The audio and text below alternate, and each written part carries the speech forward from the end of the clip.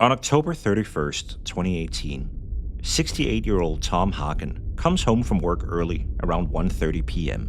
When he enters his house in Lørenskog, a suburb of Oslo, he expects to find his wife in the middle of her regular midday chores and activities. He and Anne-Elisabeth have recently celebrated their 49th wedding anniversary, and they share a comfortable and seemingly happy life together. But the house is empty. At first glance, nothing seems out of the ordinary, but Tom is puzzled. His wife had not mentioned that she would be leaving their home, and that's when he sees the ransom note. What comes next is the start of one of Norway's most baffling criminal cases in recent times. Today, I will be taking a closer look at the alleged kidnapping of Anne-Elisabeth Hagen. This is an ongoing case. At the time of recording this, Anne-Elisabeth still hasn't been found. While the authorities in Norway have made it clear in the media what their suspicions are, no one has yet to be held responsible for her disappearance. In an age when almost everyone leaves a digital footprint and data from our phones track our every movement, it seems almost impossible to truly disappear. Yet, that's exactly what Anne-Elisabeth has done. If you are fascinated by baffling criminal cases and you haven't subscribed yet to my channel, make sure to do so. Also, as you listen to this episode, I am curious to hear what you make of the story. There are several theories as to the true explanation to this case, so feel free to comment beneath and tell us what you personally think. Let's get on with today's story.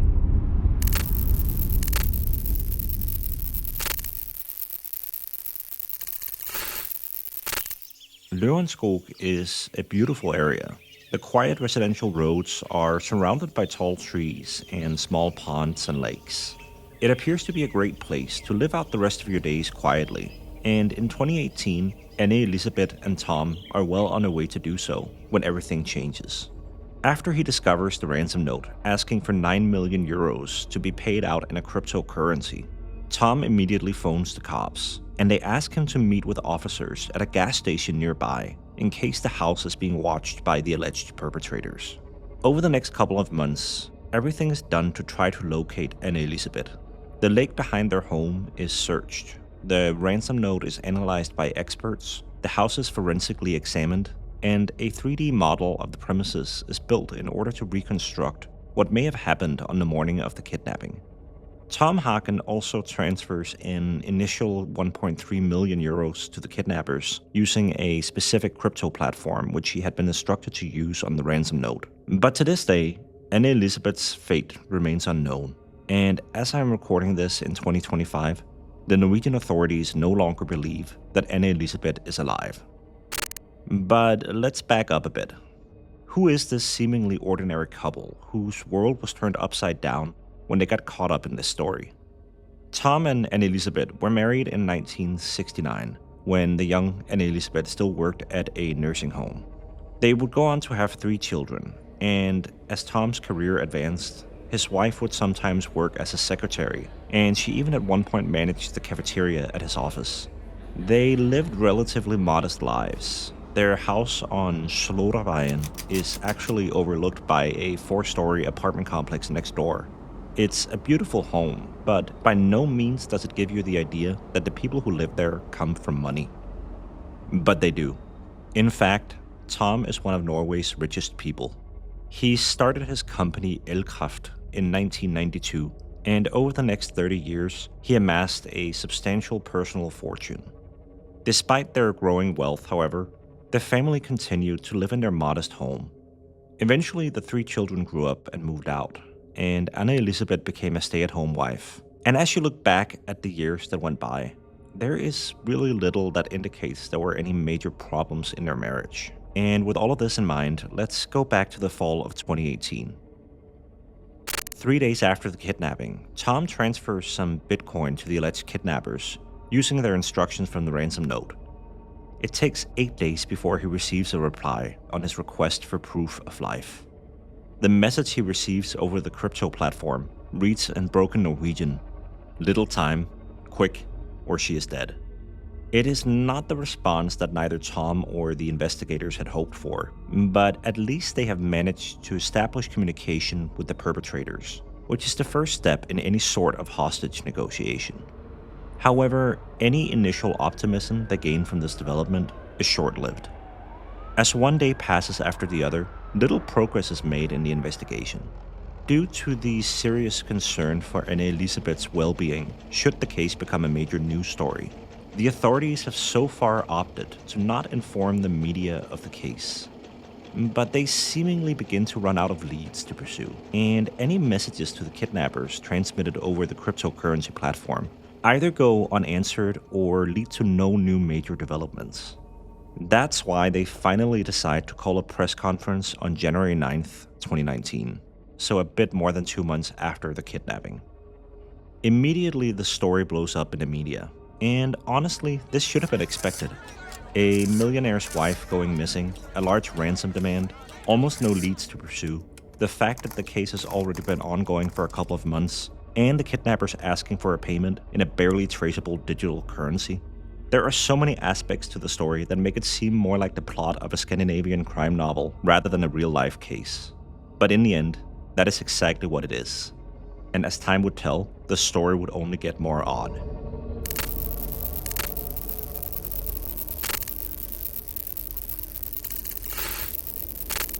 When the investigators examine the assumed crime scene in the days following Anne-Elisabeth's disappearance, the house shows no clear signs of having been broken into. Other than some drag marks in the bathroom, there are no real signs of a struggle, and they also never find any DNA traces from any strangers. They do discover a footprint from a European size 45 shoe and some plastic tying strips, but these clues have never led to much. On December 6, 2018, so little more than a month after Anne-Elisabeth has gone missing, but also a month before the general public learns about the case, a 29-year-old man by the name Ole Henrik Golf gets off a plane in Oslo. He's been to a conference in Finland. Suddenly, a person stops him. "Are you Ole Henrik Golf?" she asks him, and while perplexed, Ole confirms this, after which the person introduces herself as a police officer and asks him to follow her. Ole has later stated that he hadn't been alarmed at first. He has never done anything wrong and he had nothing to hide, but he was still confused. On their way to the station, the officers won't give him any information on why they need to speak with him, and the last thing he suspects is that he is somehow involved in one of the most prominent criminal cases in Norwegian history. When the police interrogate him, they begin by asking him seemingly ordinary questions about his life, and they soon establish that he's very interested in digital trends, including cryptocurrencies, like many other people that grew up in the age of the internet. But soon the questions get more technical in nature. How much does he know about specific digital currencies? How exactly do they work? How traceable are they? And all the while, the cops still decline to tell him why they're asking him these questions. Eventually, he is released, however. They seize his laptop and personal hard drives, but allow him to go home, and Ole doesn't hear from them for several weeks. But when 2018 becomes 2019, and the police finally go public with the case of Anne-Elisabeth's kidnapping, Ole suddenly discovers why the officers had been keen to talk to him. When the crime was being prepared, a number of accounts were set up in order to trade in digital currencies. Those same accounts were the ones that were later utilized when the purported kidnappers would send messages to Tom. To set up the accounts, email addresses and names are necessary. And what name was entered? Ole Henrik Golf. Fortunately, the police were quickly convinced that Ole wasn't personally involved in the case. Just like so many other people, he had been the victim of identity theft. It has become clear that Ole's passport was copied some time ago and sold on the darknet.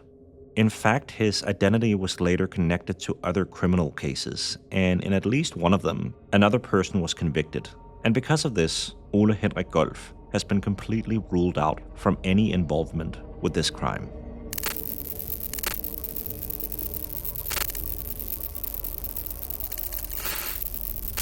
After the case becomes public knowledge, a bit more than 2 months after the alleged kidnapping had initially happened, it doesn't immediately spark the flood of new information that the cops had hoped for. But let's back up again. I explained earlier that one of the challenges the cops were faced with was the almost complete lack of any evidence left behind at the crime scene. But they did make one interesting discovery that I haven't mentioned yet.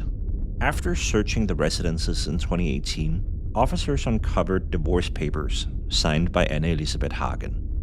Clearly, you don't have to be a trained investigator to understand the significance of this discovery in a case of a housewife going missing. It immediately added another dimension to the story, and on April 28, 2020, the case takes a dramatic turn. The authorities arrest Tom. After months and months of investigation, they have reached the belief that Anne-Elisabeth was never really kidnapped, and that the demands for a ransom was likely orchestrated in order to send them down the wrong path. Communication was still ongoing as late as 2019 with the alleged kidnappers through the cryptocurrency platform, as well as anonymous emails sent to Tom's attorney. But messages had grown increasingly infrequent, and despite Tom having transferred over €1 million to them as an initial payment, the perpetrator seemed oddly reluctant to and almost not interested in reaching a final payment in exchange for releasing Anne-Elisabeth. In the end, this means that the authorities are now convinced that she was in fact murdered either by her husband or by killers hired by him. So how did the cops reach this conclusion? And what made them feel sure enough to go as far as to charge him?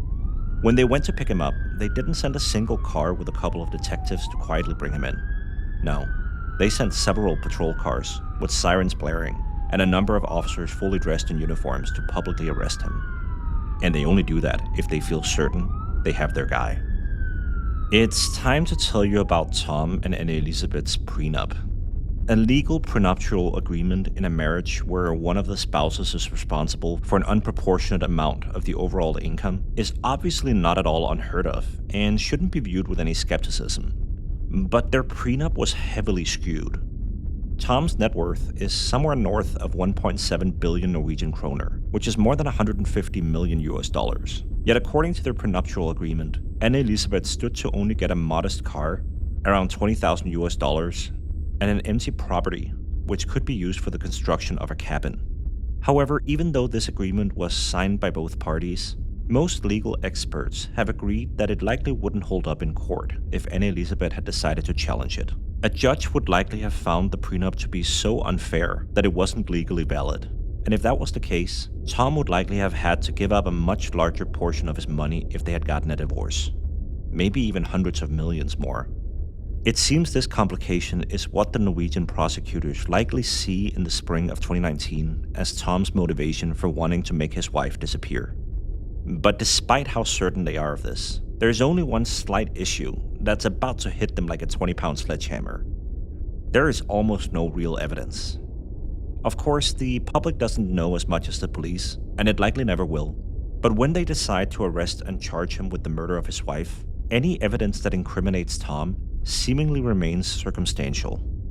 In order to arrest him, the authorities had to get a judge to sign the arrest warrant, but Tom's attorney is quick to appeal the issuing, and when the case is examined by the higher court, a panel of 3 judges decide to not uphold the warrant with a ruling of 2-1. This means that little more than a week after he is arrested, Tom walks back out of the jail in Oslo as a free man.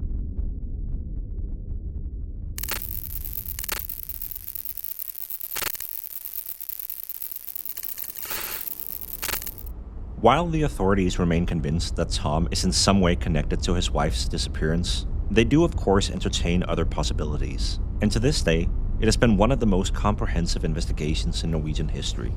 About 700 witnesses have been questioned, and over 6,000 hours of surveillance video has been gathered and analyzed.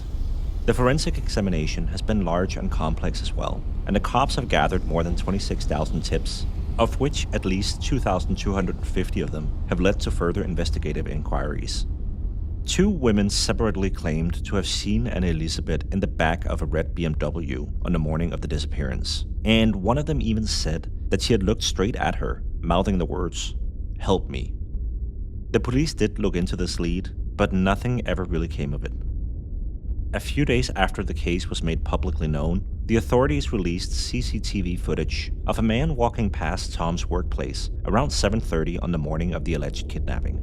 After passing the property, the man suddenly stops, turns around, and walks back the way he came.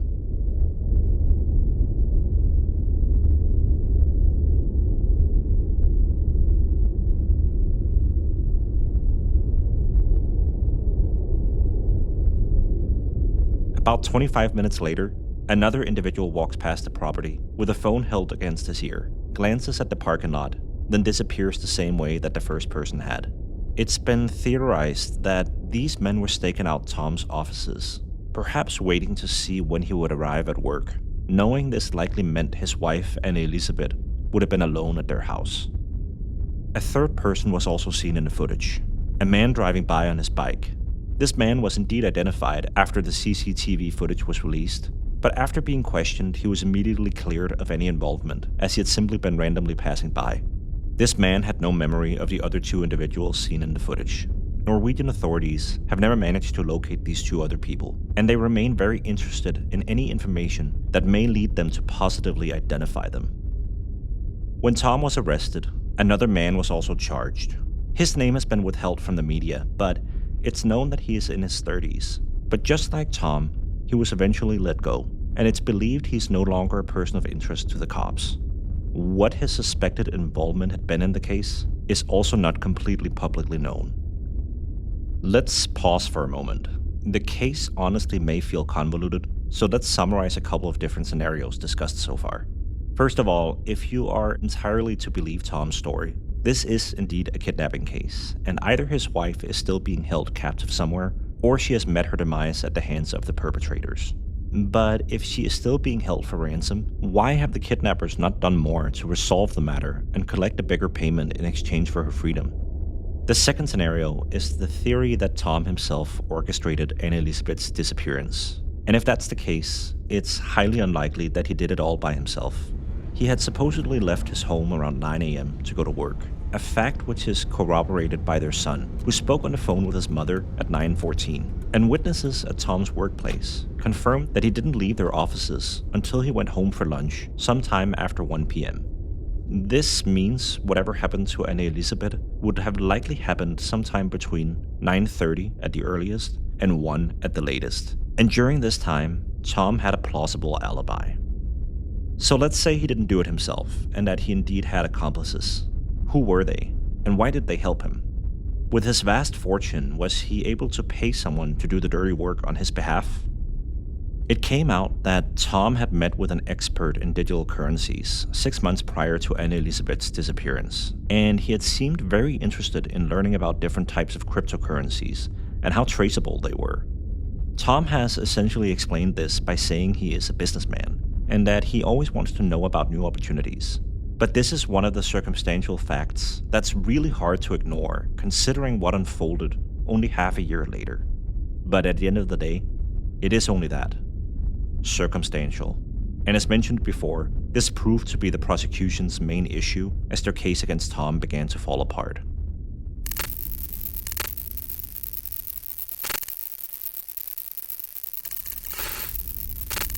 After Tom was released little more than a week after his initial arrest, it was a blow to the Norwegian authorities. But as mentioned, it really didn't change their focus of the investigation. Over the following months and years, they continued to center on Tom as the most likely perpetrator in the case, and they began to dig even deeper into his marriage to Anne-Elisabeth. In 2021, the major Norwegian tabloid Lørenskog printed a number of observations and discoveries that were made in the case during this time. So as I mentioned these, understand they are based on testimonies from people that knew the family intimately. Witnesses have contacted the police stating that Anne-Elisabeth had seemed somewhat distraught in the time leading up to her disappearance. Several of these strongly believe that Tom could have been involved, with his motive being problems in their marriage. Supposedly, the police discovered some of Tom's personal notes from around 2016, in which he indicates that the two of them are close to divorce and that he risks losing a lot of money if this was to happen. Remember I mentioned their prenup and how some people have indeed speculated that it may not have held up in court? Well, it seems Tom may have had the same concerns, and experienced lawyers have speculated in the media that Tom stood to lose hundreds of millions of Norwegian kroner in court if the divorce was to move ahead. Furthermore, in October of 2018, 22 days before her alleged kidnapping, Anne-Elisabeth had been at a gathering with many other people, and several witnesses have stated that she at one point was crying and spoke of difficulties in her marriage. Normally, she was very reserved and private, so her friends had been surprised by this. Anne-Elisabeth had also texted a friend on her wedding day, only 6 days before her disappearance, in which she indicated that Tom believed their 49-year-long marriage had been a waste of time. She wrote in the text that he didn't congratulate her on their anniversary and that he didn't feel like celebrating it with a nice dinner. When investigators examined the family computer, they discovered that Google searches on the topic of divorce had been performed as early as 2017, and it's believed that Anne-Elisabeth would likely have been the primary user of this device. Like I mentioned earlier, divorce papers were indeed found in the house, and they had only been signed by Anne-Elisabeth. Supposedly, the couple had a conflict in 1993, which Tom has stated put him into a state of panic. Their house was registered in both their names, and Tom feared she would be able to kick him out, which is why he apparently had the house transferred to his name with mutual consent. I will expand on this incident in a moment. Det har vært 2 vanskelige år. Tomhet jo et fælt ord, som vi ikke skjønner før den der, tror jeg. Now, for the sake of a fair depiction of this case, I want to go over these observations printed by Verdensgang one more time, and perhaps look at them from an opposing perspective. First of all, Tom and Anne-Elisabeth's own children have remained critical of the fact that their parents should be going through any kind of problems in their relationship. They have apparently never believed that to be the case. With regards to Tom's personal notes from 2016 that the police uncovered, Tom has actually commented on these in the press, and I quote, "I think this is strange. My notebooks contain around 17,000 pages and were easily accessible to the police. I don't have anything to hide. I might have written that divorce would always be an option, but who gets divorced after 49 years? When I write about challenges and problems, but I include everything good and bad, all scenarios." And Tom goes on to say, "It seems like the police disregard anything positive on these pages when they try to draw a negative image of me." To paraphrase, my understanding of Tom's explanation is that he feels the police have been cherry-picking parts of his notes that seem to best fit their narrative. In fact, he has given them all the documentation they have asked for, and why would he do that if he had anything to hide? Tom also commented on the report that Anne-Elisabeth had texted her friend on their anniversary and expressed her grievances. And again, I quote, "It is completely wrong that I didn't want to celebrate our anniversary. We didn't make a big fuss on this day, but we had a nice dinner with one of our children. We also had plans to travel south soon after, like we usually did." And just to clarify, traveling south is a figure of speech, which means going on vacation to some place with warmer weather.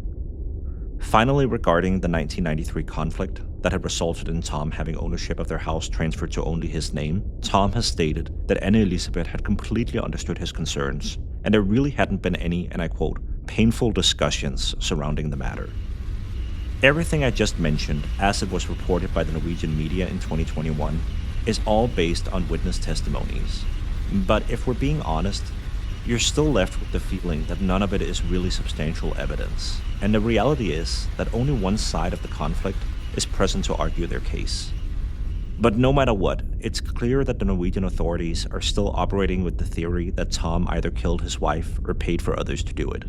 Their feeling is that whatever their conflict had been in 1993 had never really ended or been resolved, but that years of increasing alienation ensued that eventually led to Tom deciding to bring their marriage to a final conclusion without risking relinquishing any of his fortune. In October of 2024, however, close to 6 years after Anne-Elisabeth's alleged kidnapping, the Norwegian prosecutors formally dropped all charges against Tom Hagen due to a lack of evidence, and today, he remains a free man with no legal presumption of culpability in his wife's disappearance.